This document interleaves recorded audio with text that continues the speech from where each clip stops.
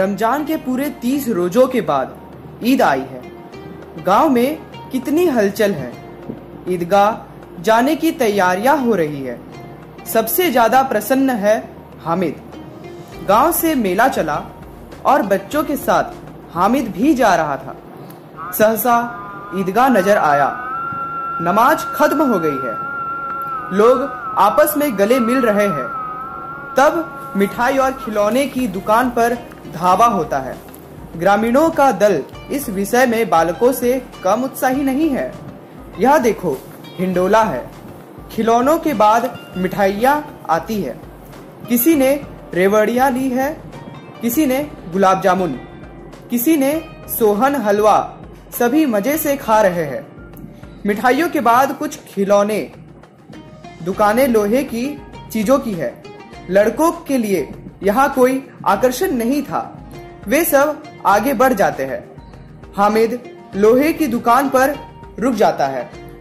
कई चिमटे रखे हुए थे। उसे ख्याल आया, दादी के पास चिमटा नहीं है। तवे से रोटियां उतारती है तो हाथ जल जाता है। अगर वह चिमटा ले जाकर दादी को दे दे तो वह कितनी प्रसन्न होंगी। फिर उनकी उंगलियां कभी न जलेंगी। घर में एक काम की चीज हो जाएगी। खिलौने से क्या फायदा।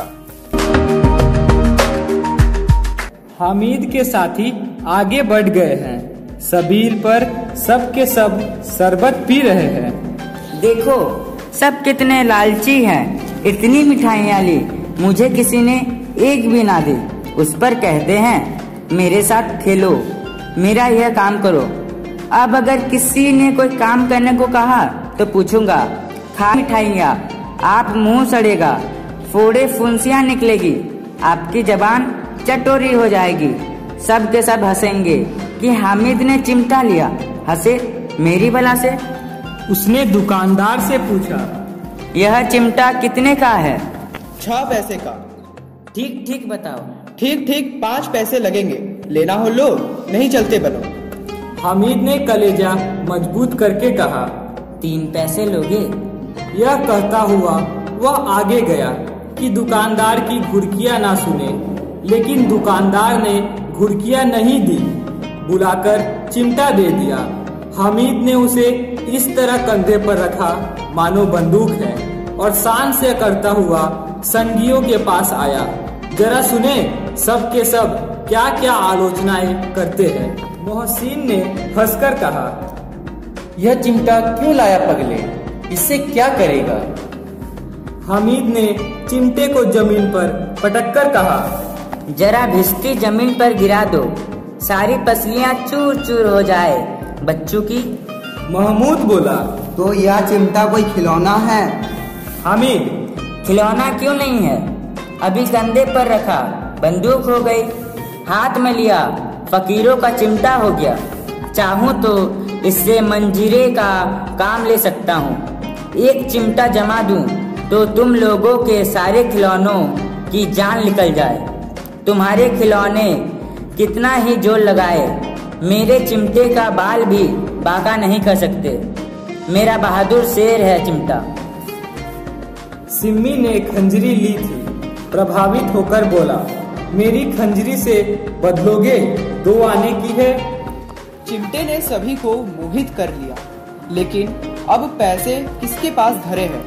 फिर मेले से दूर निकल आए हैं। 9 कब के बज गए। धूप तेज हो रही है। घर पहुंचने की जल्दी हो रही है। बाप से जिद भी करे तो चिमटा नहीं मिल सकता। हामिद है बड़ा चालाक, इसलिए बदमाश ने अपने पैसे बचा रखे थे। हामिद ने 3 पैसे में रंग जमा लिया। सच ही तो है, खिलौने का क्या भरोसा, टूट फूट जाएंगे। हामिद का चिमटा तो बना रहेगा बरसों। संधि की शर्तें तय होने लगी। मोहसिन ने कहा, जरा अपना चिमटा दो, हम भी देखे, तुम हमारी भिस्ती लेकर देखो। महमूद और नूरे ने भी अपने अपने खिलौने पेश किए। हामिद को इन शर्तों के मानने में कोई आपत्ति न थी। चिमटा बारी बारी से हाथ में गया और उनके खिलौने बारी बारी से हामिद के हाथ में आए। कितने खूबसूरत खिलौने हैं। हामिद हारने वालों के आंसू पोंछे। मैं तुम्हें चिढ़ा रहा था। सच, यह चिमटा भला इन खिलौनों की क्या बराबरी करेगा। मालूम होता है, अब बोले तब बोले। लेकिन इन खिलौनों के लिए हमें कोई दुआ तो ना देगा। महमूद, दुआ के लिए फिरते हो, उल्टे मार ना पड़े। अम्मा जरूर कहेगी कि मेले में यह मिट्टी के खिलौने मिले। हामिद को स्वीकार करना पड़ा कि खिलौने को देखकर किसी की माँ इतनी खुश ना होगी जितनी दादी चिमटे को देखकर होंगी। फिर अब तो चिमटा रुस्तमे हिंद है और खिलौनों का बादशाह। अब मियाँ हामिद का हाल सुनिए।